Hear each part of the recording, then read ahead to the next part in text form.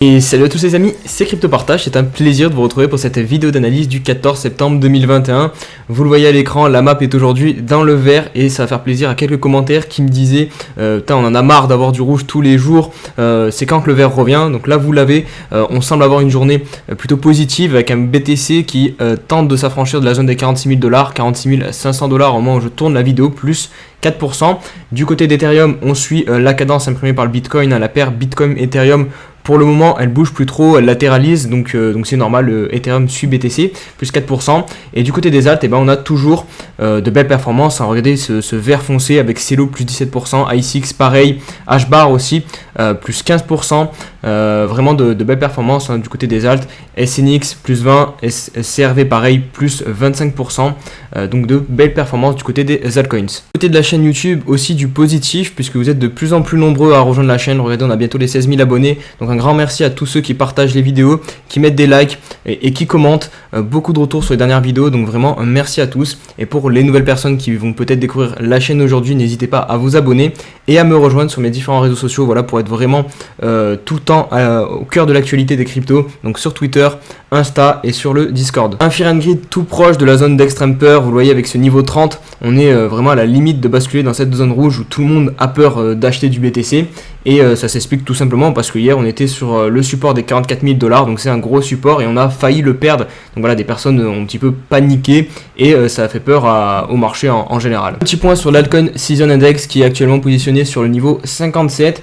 Et je voulais vous le montrer parce qu'en fait, regardez, si on prend le passé, à chaque fois qu'on est venu dans la zone de la Bitcoin Season et qu'ensuite on est reparti à la hausse et qu'on a surtout franchi ce niveau du milieu, quoi, le niveau 50, à la hausse, donc on l'a cassé par le bas, regardez, hop, on casse. À chaque fois, l'alt season derrière s'est prolongé un minimum, donc là par exemple jusqu'à 72, là jusqu'à 65, et c'était d'ailleurs l'alt season la plus courte qu'on ait connue finalement sur le BTC. On est très courte, hop, un pic et derrière on redescend, et là on vient de franchir ce niveau à la hausse. Donc qu'est-ce que ça veut dire? En théorie on devrait poursuivre l'alt season un minimum, donc par exemple jusqu'au niveau 72 à peu près. Je pense qu'on n'aura pas une alt season comme ce qu'on a connu ici, parce que tout simplement on l'a connu très récemment, une grosse alt season, donc je pense qu'on va plutôt se diriger vers une alt season comme celle-ci ou comme celle-ci, qui sera assez courte. Donc qu'est-ce que ça veut dire concrètement? En gros, pour moi, je pense que pendant encore 1 ou 2 semaines, peut-être jusqu'à la fin du mois de septembre, on va avoir quelques alts comme ça, comme ce qui est en train de se passer, qui continuent à surperformer le BTC et donc continuer de faire augmenter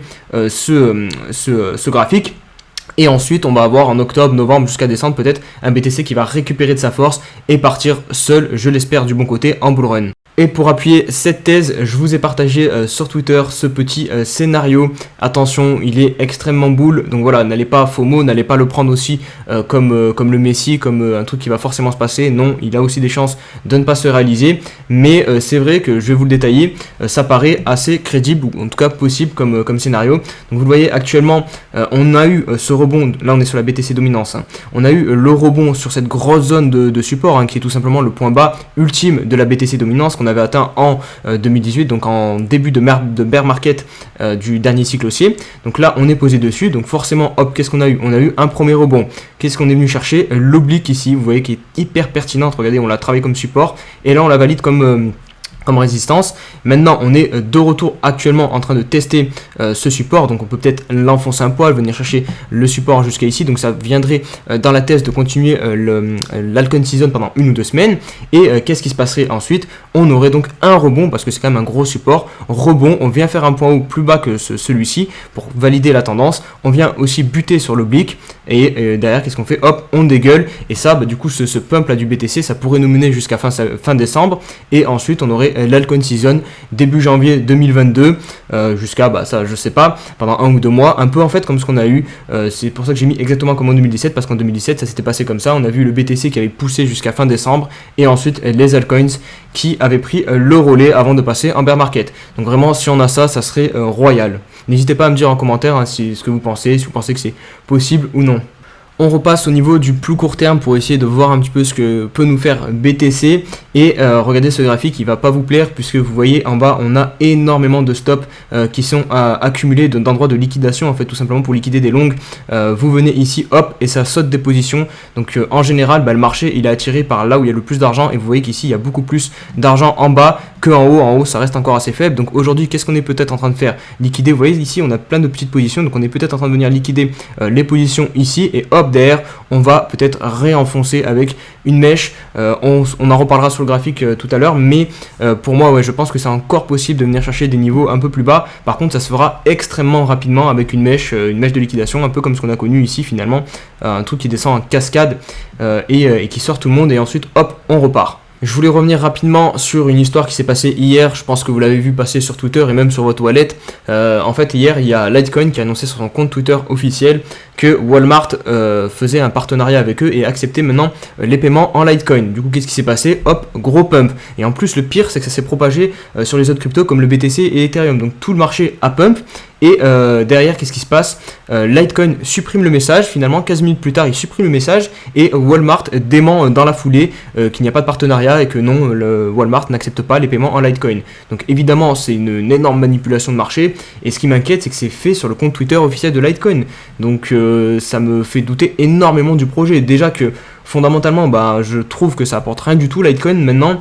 Donc vraiment, personnellement, j'ai vendu 50% de mon bac de Litecoin il y a déjà un petit moment, parce que contre le BTC, ça fait que chuter, ça perd de la valeur, et les cryptos qui perdent de la valeur contre le BTC, j'aime pas trop. Donc voilà, et cette histoire, elle me rassure encore plus, et je vais essayer de me débarrasser au plus vite possible de mon bac de LTC, parce que je trouve que ça craint un peu. Voilà, je vous dis pas là qu'il faut vendre, hein. Enfin, je vous donne juste mon avis, n'allez pas courir sur le cours et vendre. On vend pas comme ça. Quand vous avez décidé d'investir pour le long terme, vous n'allez pas vendre parce que déjà moi je le dis, faut prendre votre décision sur du long terme. Donc voilà, mais c'est clair que c'est des choses auxquelles il faut penser et qui ne font pas plaisir, ce genre de manipulation de marché. Et ça vient de sortir à l'instant de la part du CEO d'Elrond, Benjamin, qui annonce la sortie du Maillard DeFi Wallet avec un très joli trailer. Regardez, vraiment ils sont très très bons en com, il n'y a pas à dire, hein. Du côté de chez Elrond, hop, et du coup on a le token qui repart à l'assaut des $300. Ils viennent de les dépasser très légèrement, $302 actuellement en nouvelle ATH. Et là on est sur le 4 heures, vous voyez on a eu une très belle compression d'ailleurs. Regardez, hop, si je vous mets point haut, point bas, hop, on compresse comme ça, clac, et on continue, on casse à la hausse. Donc voilà, on poursuit, on est en tendance haussière, donc c'est normal, hein, toutes les corrections peuvent être intéressantes à être achetées. Maintenant, venez pas à FOMO, parce que là j'étais sur le 4 heures, hein. Si vous êtes investisseur long terme, là c'est pas le moment de rentrer. Attendez au grand minimum, et vraiment le grand minimum, un retour, je dirais, et encore, même si je vais vous dire la moyenne mobile 21 périodes, on va dire retour à l'ancienne ATH, ça pourrait être intéressant, mais bon, du coup c'est pas sûr du tout que le pump s'arrête ici. On peut clairement continuer à monter comme ça et venir du coup corriger quelque part par là, mais voilà, il faut attendre des replis sur la moyenne mobile 21 périodes minimum, voire la 50, et surtout se mettre sur du weekly, hein, quand on est investisseur à long terme. Et là vous le voyez, les moyennes mobiles sont quand même extrêmement basses, elles sont uniquement à 142 $ pour la 21, donc il y a le temps, pas de quoi FOMO, vraiment ne tombez pas dans le FOMO, c'est débile, c'est comme ça. Si vous avez loupé le train, vous avez loupé le train, il y en aura des autres. Allez, je vais vous passer rapidement les news les plus pertinentes de la journée selon moi. Je vais faire vite parce que la vidéo commence déjà à être un peu longue et il reste toute la partie analyse technique derrière. Donc le Salvador qui annonce que 500 000 personnes ont téléchargé le wallet Bitcoin en une semaine. Cela représente environ 8% de la population, et 200 bornes ATM installées tout à travers le pays pour convertir les BTC en dollars physiques. Du côté français, il y a aussi du nouveau, et c'est notable puisque pour la première fois un courtier en crypto-monnaie, donc Descoin, a noué un accord avec une banque, la Caisse d'épargne, pour lui ouvrir un compte bancaire pro et lui offrir ses services de paiement. Donc c'est un partenariat unique et une première, un partenariat aussi complet avec une banque française. La mauvaise nouvelle de la journée qui nous provient de Corée du Sud. Attention, la Corée du Sud, c'est un très gros pays de crypto-monnaie. En tout cas, la population et les jeunes surtout investissent énormément en crypto-monnaie là-bas. Et là, on a tout simplement donc le service financier, la régulation financière locale, qui vient de mettre une loi, une deadline à partir du 24 septembre prochain.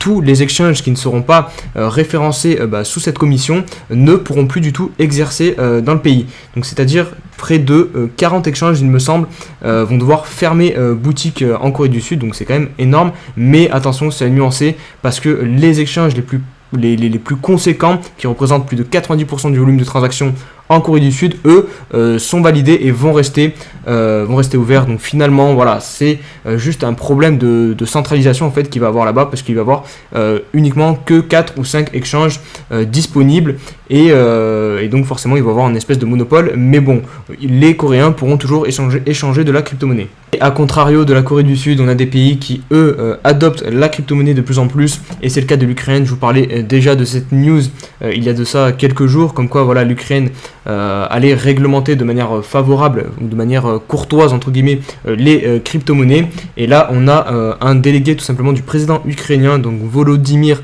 Zelensky, qui s'est rendu au Salvador pour faire une petite étude et voir comment le Bitcoin était accepté là-bas, pour tout simplement faire la même chose dans son pays. Donc c'est quand même quelque chose de notable, parce que là c'est un pays beaucoup plus conséquent que le Salvador. Donc à suivre l'Ukraine à l'avenir, voir comment ils vont développer tout ça.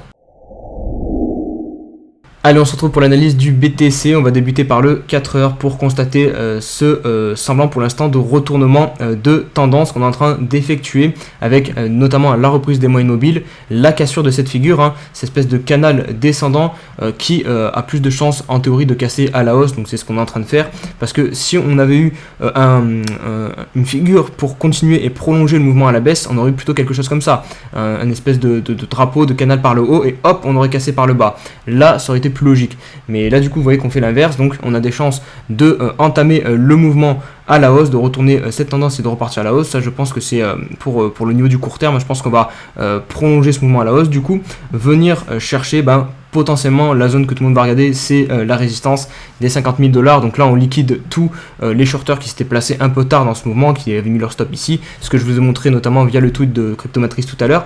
Donc on peut venir monter, liquider tout le monde ici. Et ensuite, là, ça sera à voir. Est-ce qu'on prolonge la tendance et on continue, on casse, on pète, et là, pour le coup, on part en bull run, c'est quasiment sûr.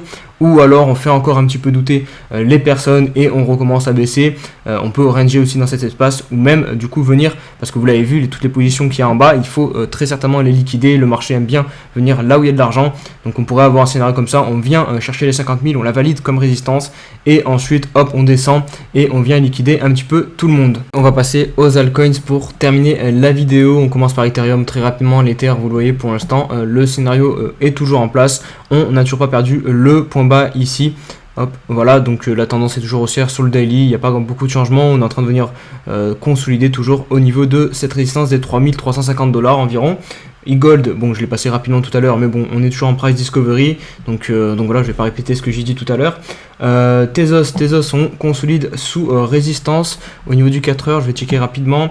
La tendance est propre, regardez, hop, elle est toujours conservée, donc il n'y a pas plus de choses à dire pour l'instant. Acheter les retracements sur notamment la moyenne mobile 21 période, mais attention, je parle de très court terme, là on est sur le 4 heures, ça peut être intéressant. Là vous voyez, on a le point haut ici, on est en train de venir un retest tranquillement, faire un creux, donc là voilà, ça monte bien, hop, ça monte comme ça, donc la tendance est bien préservée et reste belle sur Tezos, et on peut toujours avoir donc ce breakout ici de la TH pour partir en price discovery. Du côté d'Algorand, qui m'a été demandé par un abonné, d'ailleurs les 3 qui suivent c'est des cryptos qui m'a été demandé en commentaire, donc n'hésitez pas, si j'ai pas trop de demandes, j'essaye de vous les faire. On passe à Algorand qui est venu faire un nouvel ATH, mais là qui consolide ou qui corrige un petit peu. Attends, je vais passer sur le 4 heures pour mieux me rendre compte. C'est un petit peu dégueulasse ce qu'on est en train de faire là. Regardez, hop, si on met une oblique ici rapidement, vous voyez les points bas étaient de plus en plus hauts, hop, hop, hop. Mais là, ce qu'on a aussi, du coup, c'est un triangle ascendant finalement, parce que regardez, ici on a un top qui sont à la même hauteur, hop, et là, regardez, on est en train de casser à la baisse. Donc il faut se méfier. Est-ce qu'on n'est pas en train d'engager une correction, désolé je trouvais pas le mot, plus profonde? Si jamais c'est le cas, voilà, vous mettez le Fibo ou alors vous mettez les moyennes mobiles aussi, la 21 et la 50 qui sont très intéressantes, et ça vous fait des points d'entrée intéressants pour du court moyen terme aux alentours de 1,60$ qui représente l'ancienne zone d'ATH pour Algorand, ou alors un peu plus bas au niveau des 1,30$. Du côté de XVS, pas grand chose à dire, vous voyez, c'est un token qui est très calme pour le moment, consolidation sous résistance, les 42$, les 40$, on va arrondir, prix psychologique. On a pourtant une belle tasse séance, mais bon, pour le moment il faut des volumes, une entrée de volume pour break à la hausse. et partir direction un petit peu to the moon, hein, parce qu'il y a quand même pas mal de gains à faire si on revenait à l'ATH. 150$, ouais, ça fait un x3 quasiment, un peu plus pour XVS. Et on va conclure avec le token Veracity, qui est assez intéressant. Vous le voyez, belle tendance haussière aussi sur le daily. On fait les creux tranquillement de plus en plus haut. Hop, et regardez ce qu'on est en train de faire, un creux ici, pile sur l'ancien plus haut, aussi sur la EMA 21. Donc ça peut être intéressant de se positionner peut-être ici. Faudrait analyser un peu plus le 4 heures en détail. Attendez, je vais enlever les traits parce que sinon on va rien voir. Hop, pour voir si c'est réellement intéressant, voir ce qu'on est en train de faire. On est en train de consolider, hein, tout simplement. Même, attendez, hop, là je vais mettre les points hauts, sont de plus haut. On a un triangle descendant, hop, pas plus compliqué que ça. Hop, on a une compression. Donc à voir de quel côté part cette compression, mais c'est à surveiller. On peut clairement venir, en plus on n'est pas loin de l'ATH, donc si jamais on réussit à repartir à l'os et break ce niveau haut, je pense que voilà, l'ATH sera break directement et on pourrait partir en price discovery. Donc ouais, c'est une crypto à surveiller et pourquoi pas payer sur ce niveau de prix. Attention, c'est pour du court moyen terme là aussi, parce que voilà, on est après une belle hausse de je sais pas combien de pourcents qui doit être très vertigineuse, 600%, donc il faut se méfier. Le weekly doit être aussi bien vertical. En plus, on vient de buter sur le niveau 70. Après on fait souvent ça en fait. Sur le weekly, vous allez voir sur le RSI, souvent on monte, on passe pas directement en surachat, on top dessus, hop, on vient faire une petite correction et ensuite on passe en price discovery ou on prolonge le mouvement en weekly tout simplement. Donc c'est peut-être ce qu'on va faire sur Veracity. Mais voilà, sachez que vous rentrez quand même sur des points assez hauts. Vous voyez, les moelles mobiles sont situées ici, la 21 et la 50 est un peu plus basse. Mais voilà, si vous mesurez votre risque, rentrer ici au niveau du très court terme, c'est quelque chose de possible, je pense. Voilà les amis, faites bien vos recherches. Encore une fois, voilà, je vous donne juste des petites pistes comme ça. Moi je balance 2-3 infos. Je peux pas faire des analyses complètes sur chaque crypto, chaque time frame, enfin ça serait beaucoup trop long. Donc voilà, je balance plein de petites pistes et ensuite c'est à vous de mettre tout ça en place dans votre tête et de faire votre choix en fonction de vos portefeuilles. Voilà pour cette vidéo, j'espère qu'elle vous a plu. Si c'est le cas, n'hésitez pas comme d'hab à lâcher un petit pouce bleu. Et on se dit à demain pour une nouvelle vidéo. Allez, ciao ciao.